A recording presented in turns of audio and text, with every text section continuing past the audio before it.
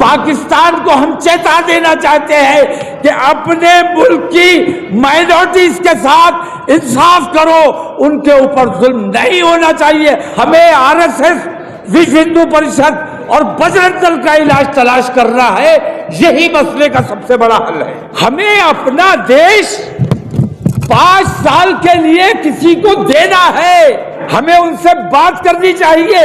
अपना टेंडर दो, 5 साल का एजेंडा बताओ, रूट मैप बताओ, कैसे चलाओगे 5 साल। एससी, ओबीसी, माइनॉरिटीज तमाम लोग मुत्तहिद होकर खड़े हो जाओ, इंशाअल्लाह इतनी बड़ी ताकत बनोगे कि भारतीय जनता पार्टी और कांग्रेस तुम्हारा मुकाबला नहीं कर सकता। हिंदुस्तान से तुम्हारी एमएसपी खत्म कराई जाएगी।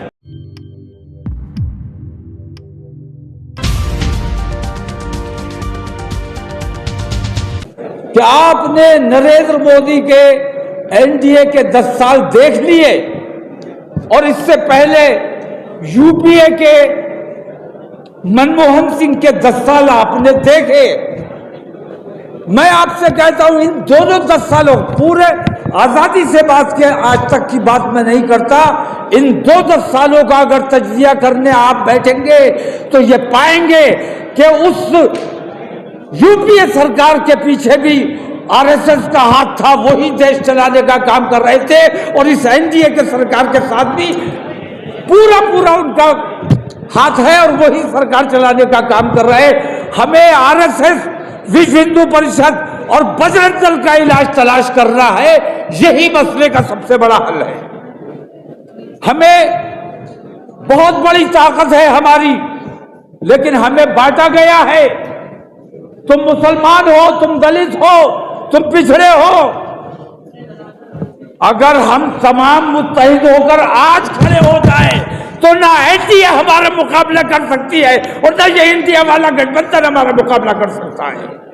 अगर करना है, अपने देश का काम करना है, अपने देश के लिए मरने का जज्बा रखते हो तो आज उठकर खड़े हो जाओ। दलित और मुस्लिम तमाम को मुत्तहिद करो, तमाम के तमाम मुत्तहिद होंगे तो हम तीसरा मोर्चा बन सकते हैं और बराबर की लड़ाई लड़ सकते हैं। अगर ये हिम्मत है तो इस किस्म के इजलास का कोई मतलब है, और अगर ये हिम्मत नहीं है तो मैं समझता हूं कि चाहे एनडीए के साथ चले जाओ, चाहे इंडिया के साथ चले जाओ, यूं समझ लो कि तुम आरएसएस के ही साथ जा रहे हो। तो आरएसएस के साथ अगर जाना है तो आप लोग जाने, लेकिन हमने ये तय किया है कि इंशाअल्लाह किसी भी कीमत पर हम आरएसएस को मजबूत नहीं होने देंगे। कांग्रेस के जीतने से भी आरएसएस मजबूत होगी और भारतीय जनता पार्टी के जीतने से भी आरएसएस मजबूत होगी। हम दलित है, ओबीसी है, माइनॉरिटीज हैं, ये तमाम लोग अगर मिलकर मुत्तहिद होकर खड़े हो जाएंगे, देश प्रेम की भावना से अगर खड़े हो जाएंगे, तो मैं नहीं समझता हूं आप अगर लड़ने की हिम्मत रही है, मैं तो इतनी हिम्मत रखता हूं कि अल्हम्दुलिल्लाह अगर तमाम लोग मुत्तहिद होने का वादा करें, ईमानदारी का वादा करें, तो इंशाअल्लाह तीसरा मोर्चा बनाया जा सकता है। लेकिन अगर तीसरा मोर्चा नहीं भी बनाया जा सकता तो इतना जरूर किया जा सकता है कि हम अपना एक मुत्तहिदा महाज बनाएं और कम से कम अपनी शर्तों में ये रखें कि अब हमने तुम्हारा झंडा नहीं उठाना है, हमें कम से कम 50 टिकट चाहिए। हम खुद जाके अपना काम, मिल्लत को, दलितों को अपना काम खुद करने की ताकत और सलाहियत अपने अंदर पैदा करनी चाहिए। मोहताजी का तौक उतार दो। और आज तो हमें कांग्रेस ने मोहताज समझा हुआ है कि जाएंगे कहां। हमें ये बताना है कि हम मोहताज नहीं आए, हम मोहताज नहीं आए। हम इस बार 2024 हिंदुस्तान के लिए बहुत अहम है। इसको गैर जिम्मेदारी से अगर नजरअंदाज कर दिया, इसकी अहमियत को नजरअंदाज कर दिया, हिंदुस्तान के मुसलमानों का भी मुस्तकबिल तय होना है इस 2024 में। और हिंदुस्तान किस राह पर जाना है, हिंदुस्तान कैसा हिंदुस्तान बनना है, यह भी 2024 ने तय करना है। इसलिए मेरे भाइयों, किसी बहकावे में आने की जरूरत नहीं है, किसी का झंडा उठाने की जरूरत नहीं है। एक बार देश प्रेम की भावना से हमें अपना देश 5 साल के लिए किसी को देना है, ठेके पर देना है। हमें उनसे बात करनी चाहिए, अपना टेंडर दो, 5 साल का एजेंडा बताओ, रूट मैप बताओ, कैसे चलाओगे 5 साल। क्या बजरंग दल के गुंडे, विश्व हिंदू परिषद के गुंडे इसी तरह दहशतगर्दी फैलाते रहेंगे? 1000 सवाल हमारे पास कांग्रेस से भी है, 1000 सवाल हमारे पास बीजेपी से भी है।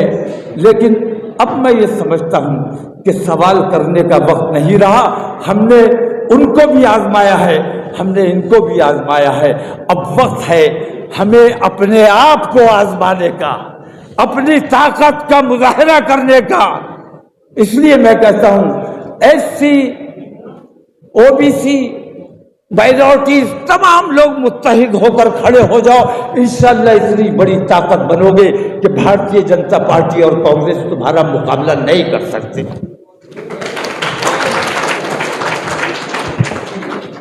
आखिर में एक बात कह के मैं अपनी बात खत्म करता हूं कि अभी परसों का वाकया है।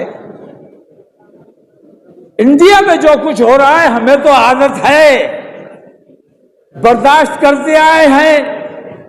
खुद बम मारते थे, कहते थे मुसलमानों ने मार दिया, और कांग्रेस वाले हमें गिरफ्तार करते थे।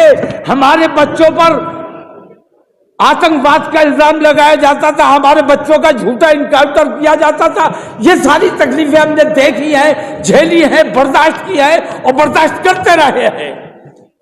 लेकिन पाकिस्तान में जो कुछ हुआ 2 रोज पहले, ये बर्दाश्त नहीं किया जाएगा।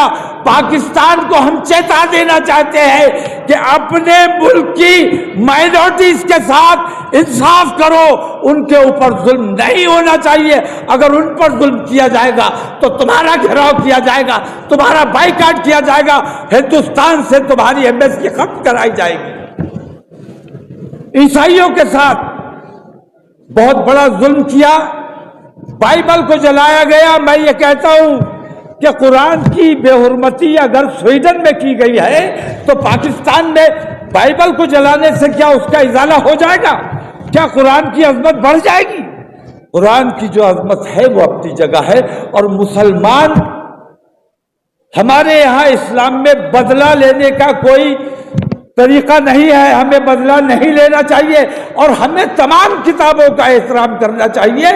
बाइबल भी हमारी किताब है, ईसा अलैहिस्सलाम भी हमारे नबी हैं। हम सबका एहतराम करते हैं, सबकी इज्जत करते हैं, तमाम धर्मों को हम एहतराम देना चाहते हैं और हम चाहते हैं कि हमारे मजहब में किसी किस्म की मुदाखलत न की जाए। हिंदुस्तान जिंदाबाद। फिलहाल इस वीडियो में इतना ही दोस्तों। आपसे निवेदन है कि आप हमारे चैनल को सब्सक्राइब जरूर कीजिएगा ताकि आपको वो खबरें पहुंचती रहें जिनको गोदी मीडिया नहीं दिखाता है, वो हम आप तक पहुंचाने की कोशिश करते हैं। फिलहाल इस वीडियो में इतना ही, हमें दीजिए इजाज़त। आगे फिर मुलाकात होगी आपसे किसी ऐसी खबर के साथ। तब तक के लिए जय हिंद, धन्यवाद।